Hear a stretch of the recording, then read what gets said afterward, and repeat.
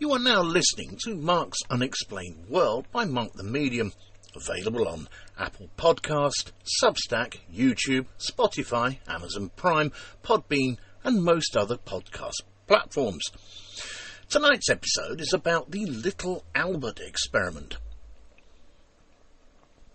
The little Albert experiment was a study that mid-20th century psychologists interpreted as evidence of classical conditioning in humans and claimed to be an example of stimulus generalization, although at the same time the research report also demonstrated that fear did not generalize by either colour or tactile qualities. The study itself was carried out by the American psychologist John B. Watson and his undergraduate psychology student Rosalie Rayner at the Johns Hopkins University in Baltimore, Maryland in the United States, with the results being first published in the February 1920 issue of the Journal of Experimental Psychology.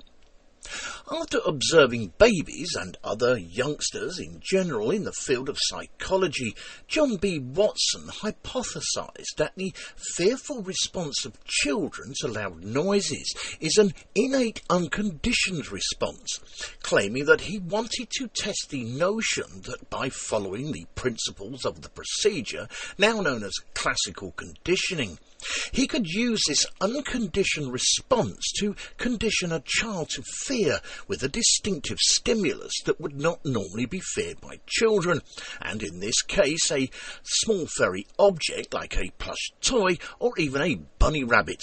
However, he later admitted in his research article that the actual fear he generated in the child was neither strong nor lasting.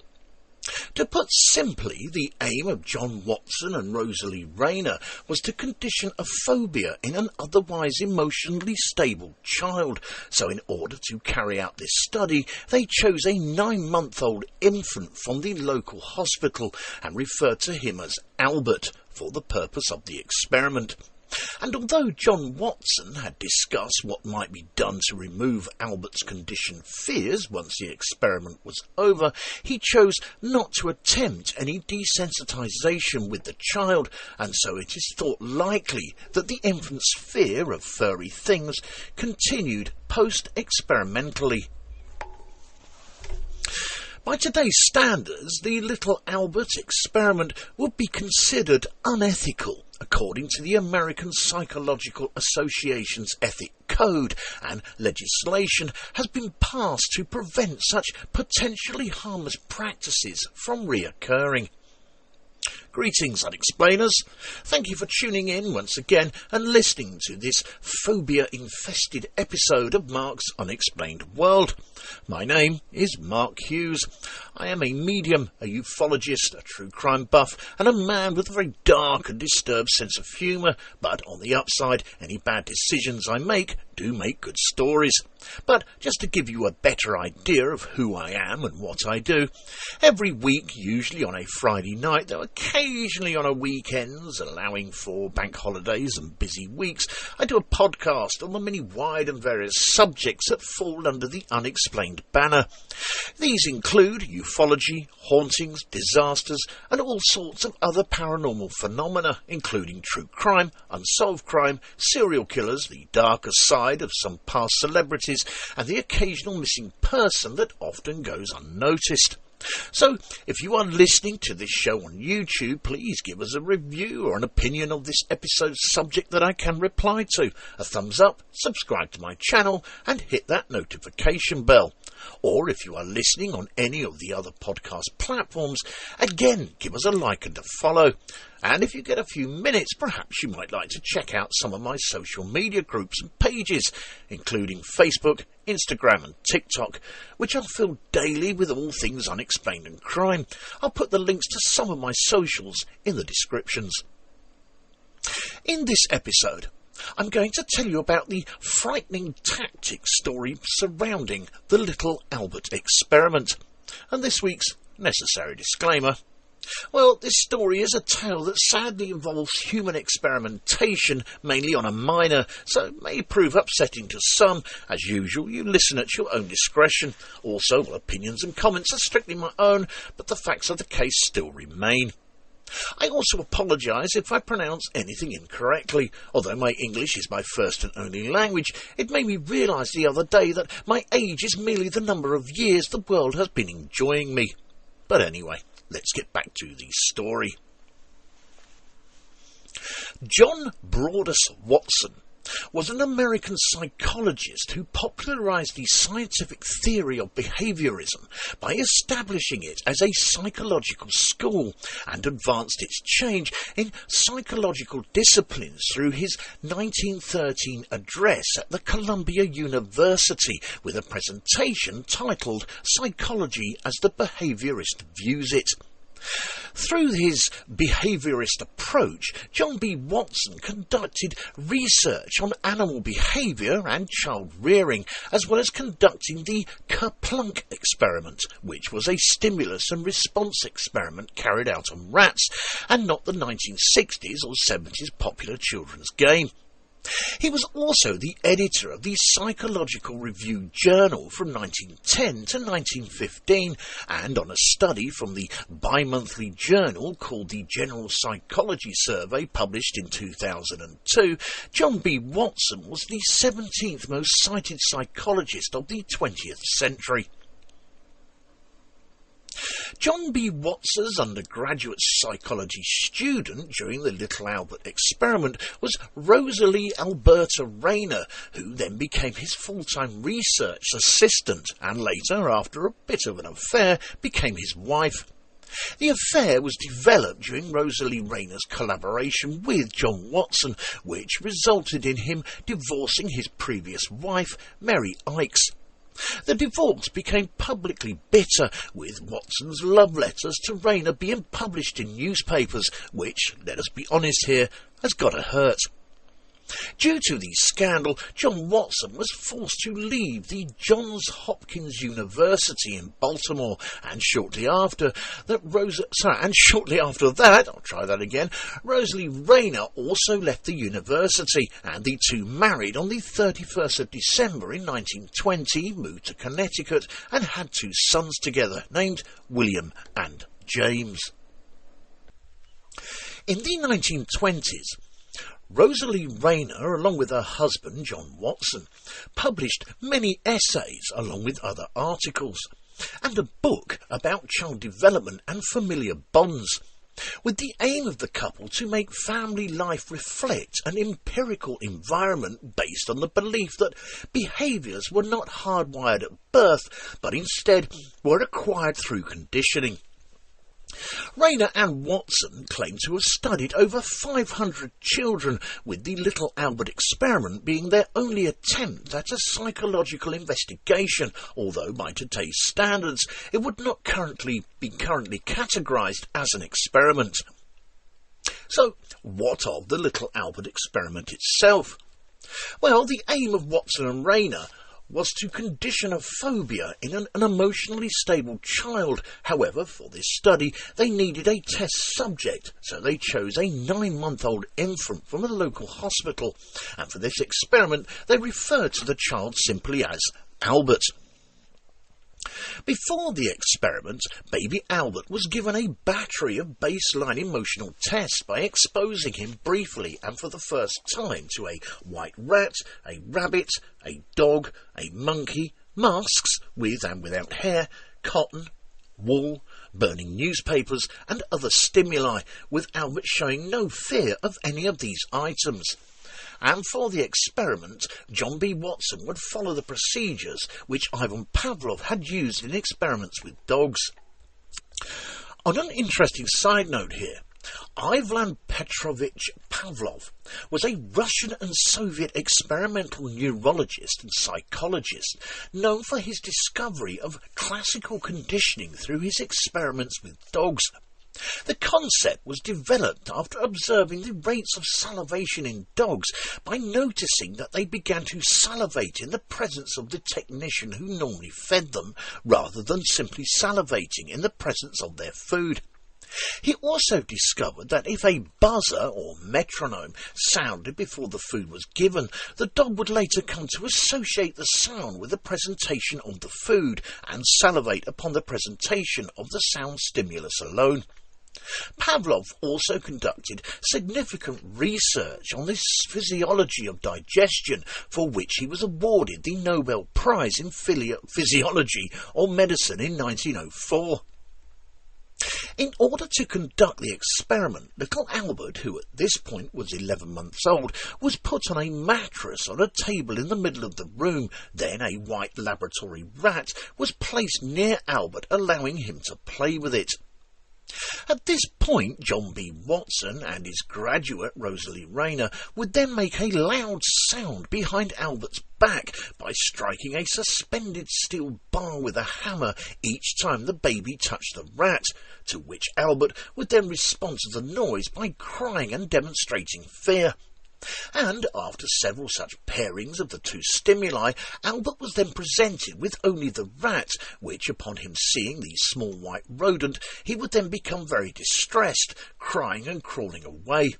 Concluding that the infant was associating the white rat with the noise, meaning that the rat, which was originally a neutral stimulus, had become a conditioned stimulus and was eliciting an emotional conditional response, similar to the distress or unconditioned response originally given to the noise or the unconditioned stimulus. Are you keeping up? Good, because there's more. But after this first short break, in part 2, we will look at what exactly is classical conditioning, the continuing experiments on little Albert, and the efforts made to find out little Albert's real identity. Ghost Planet Network, broadcasting from the other side. Ready to tune into terror? The Ghost Planet Network is your new home for original paranormal content, streaming straight from beyond the veil. We've got it all: spine-tingling stories, chilling documentaries, and real paranormal investigations from the world's most haunted hotspots. Perfect for believers, skeptics, and anyone who loves a good scare. Join the Paranormal TV revolution. Get unlimited access for just £12 a year. Tune in now. Email us at neil.hapra@gmail.com to sign up. That is neil.haprc@gmail.com. Classical conditioning, which is also known as respondent and or Pavlovian conditioning, is a behavioural procedure in which a biologically potent stimulus, meaning things like food or a puff of air on the eye, is paired with a neutral stimulus, like the sound of a musical triangle. The term classical conditioning refers to the process of an automatic conditioned response that is paired with a specific stimulus, and is essentially equivalent to a signal. Classical conditioning is a basic behavioural mechanism,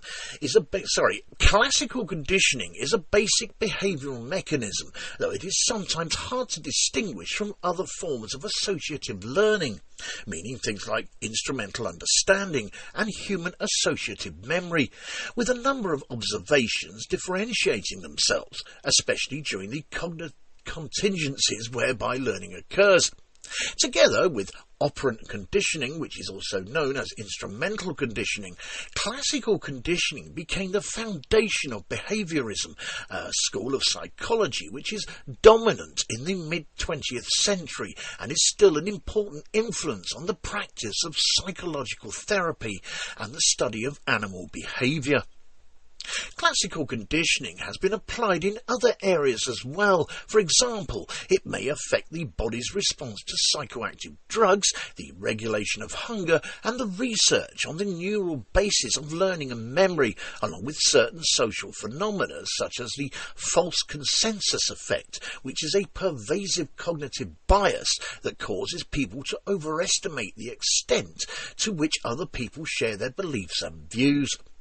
Put simply, classical conditioning differs from operant or instrumental conditioning, as in classical conditioning behaviours are modified through the association of stimuli, as previously described, whereas in operant or instrumental conditioning, behaviours are modified by the effects they produce, meaning either a reward or punishment.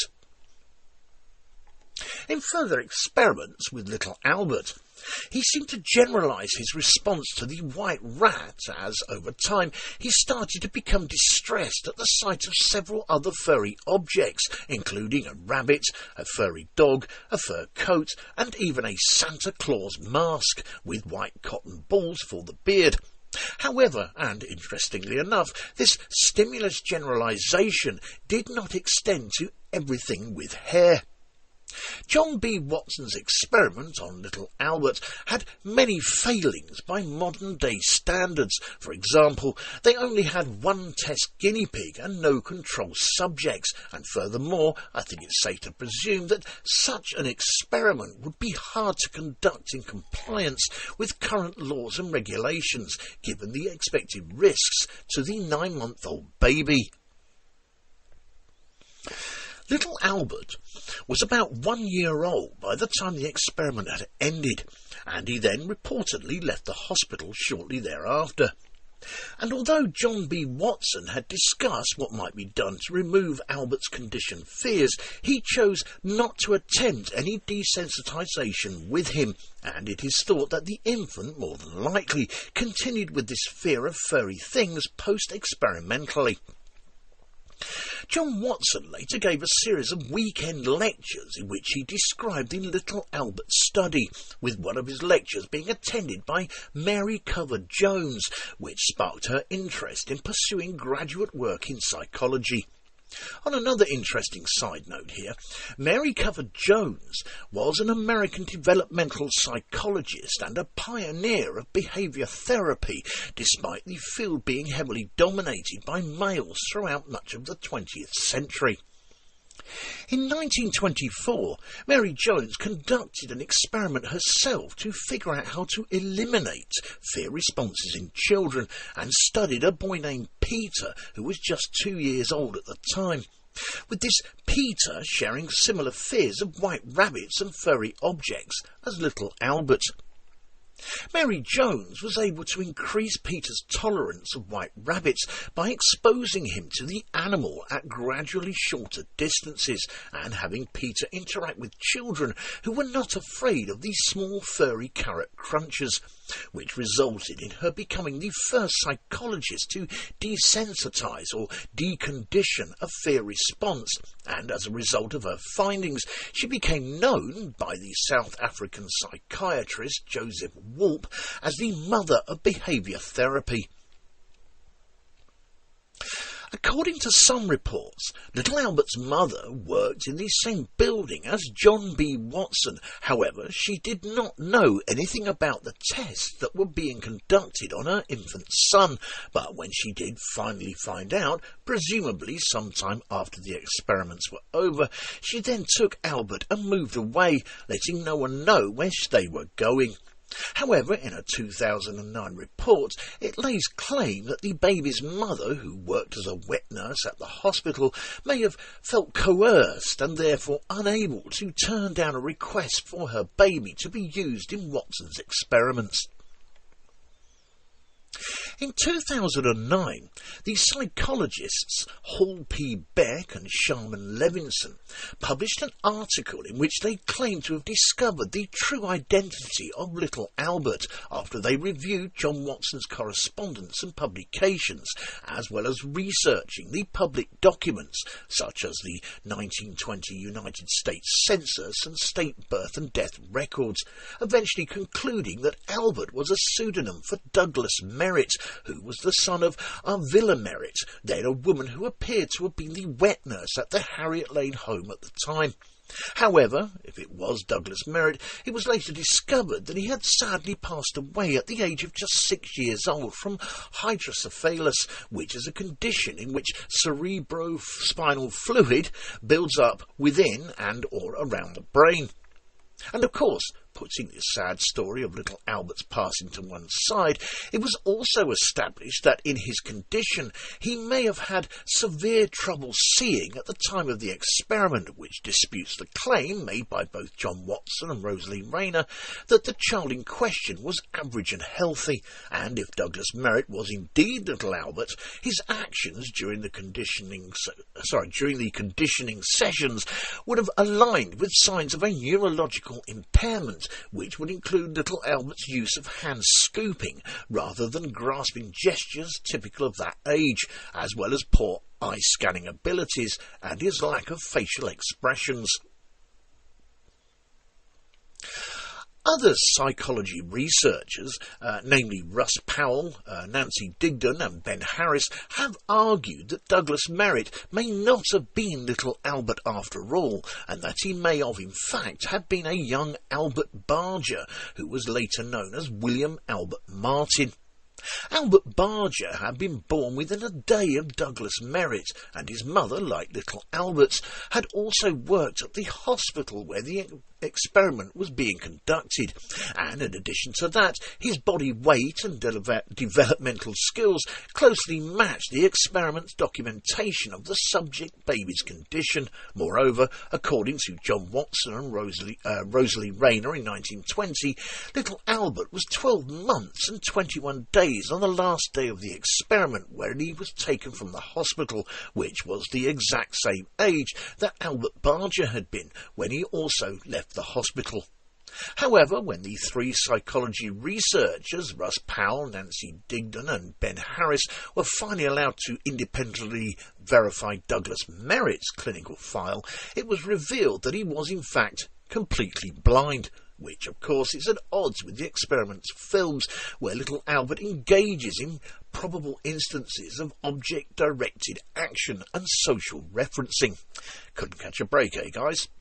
Still, credit where credit's due, and despite this minor setback regarding Douglas Merritt's eyesight, our three psychology researchers, by using a professional genealogist, did learn a little more about Albert Barger, in that he had died in 2007 at the age of 87, as well as identifying one of his close living relatives, a niece. In an interview, Albert Barger's niece stated that she and her uncle had been quite close throughout his life, and acknowledged his antipathy towards dogs as well as a well-known fact, so much so that some family members, particularly his wife, would often tease him about it. She also informed the researchers of her uncle's aversion to animals in general, and not just dogs, though she did point out that although it was not a particularly strong aversion, family members would often have to keep their dogs in a separate room whenever he visited. But outside of this, Barger's niece stated that she did not recall any other phobias that he may have had.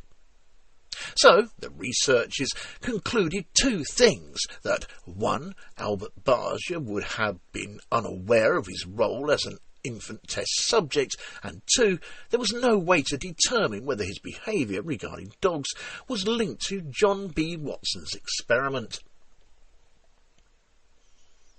After this second short break, in part 3, we will look at a brief glance of phobias, along with the ethical considerations and criticisms of the little Albert experiment.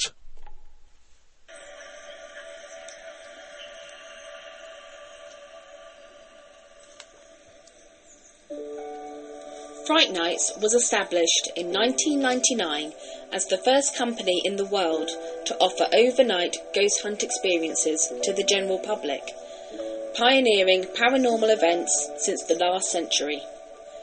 Fright Nights operate at hundreds of the UK's most haunted and exclusive venues. All events have their own team of experienced paranormal investigators, mediums and psychics. They have a VIP members club for regular returning guests, offering loyalty discounts and exclusive invitation-only events.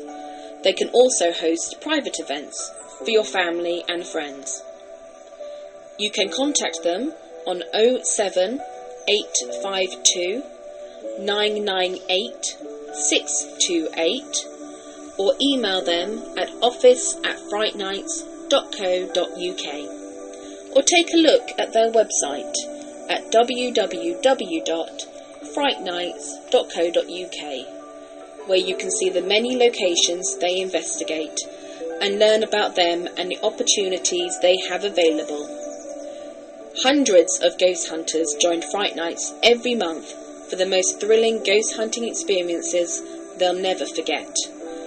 If you haven't been on a ghost hunt before, then why not join them to see what it's all about? Why not visit their social media sites for up-to-date information on all the places they visit and to see what's coming up in the future? They look forward to seeing you all soon. Fright Nights Ghost Hunting Events. Remember, only the original will do.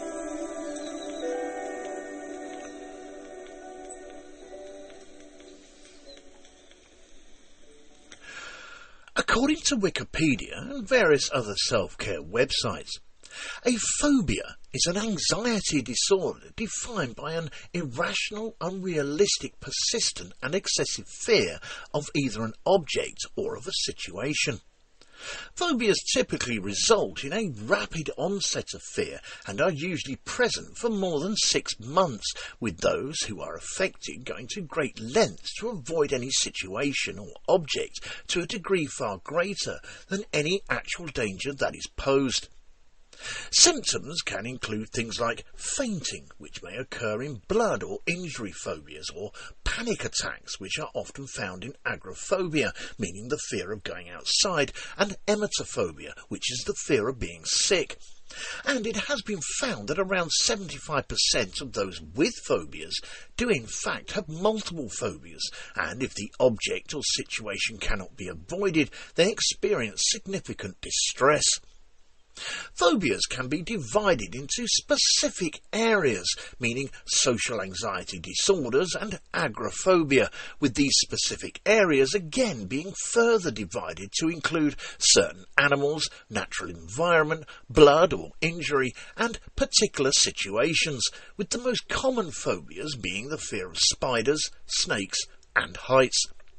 Specific phobias may be caused by a negative experience with an object or situation in early childhood to early adulthood.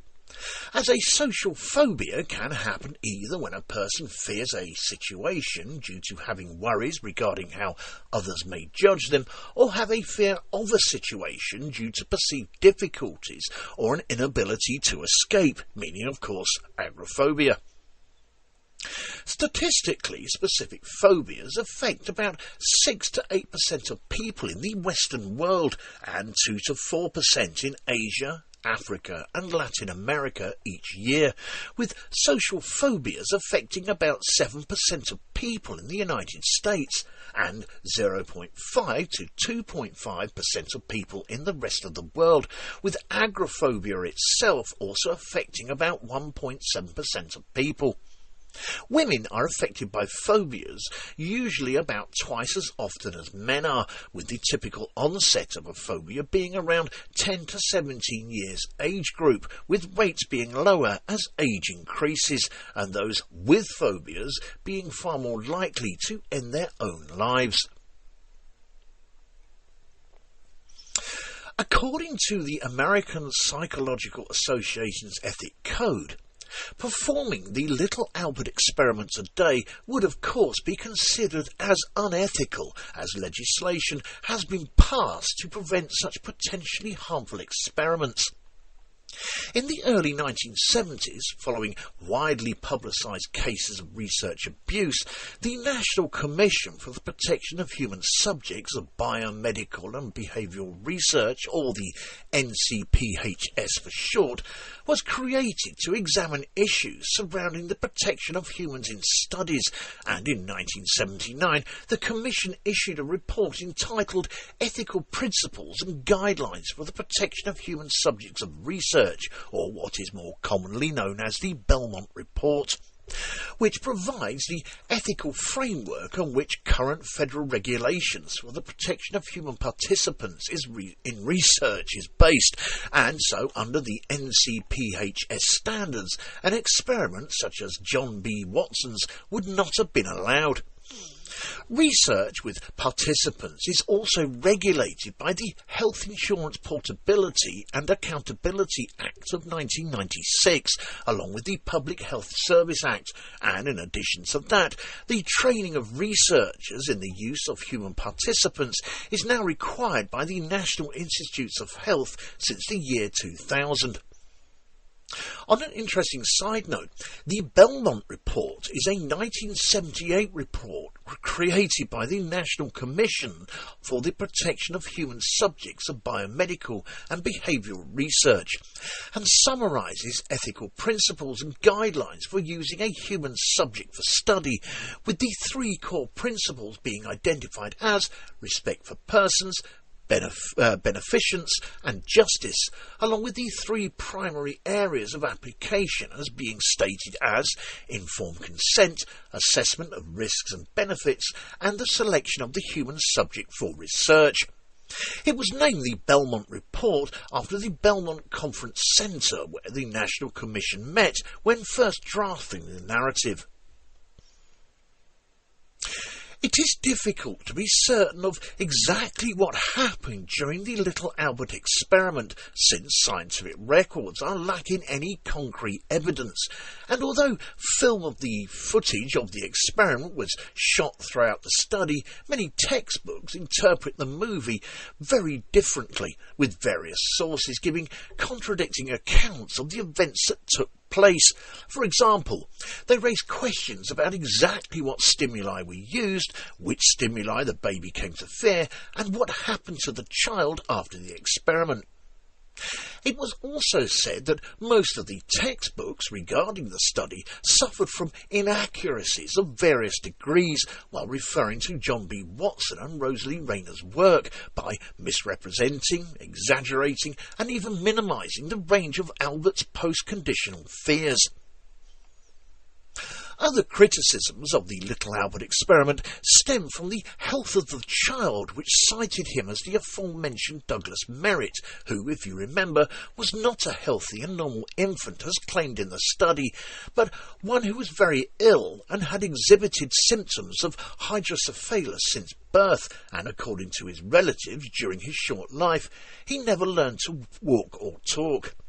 However, in some text, and just to confuse us, it is stated that the study's authors were more than aware of the child's severe cognitive deficit, including his abnormal behaviour, along with his unusual frequent crying, but continued to terrify the sick baby anyway, which led them to just generalise their findings onto healthy infants, which is an act that had been criticised as academic fraud.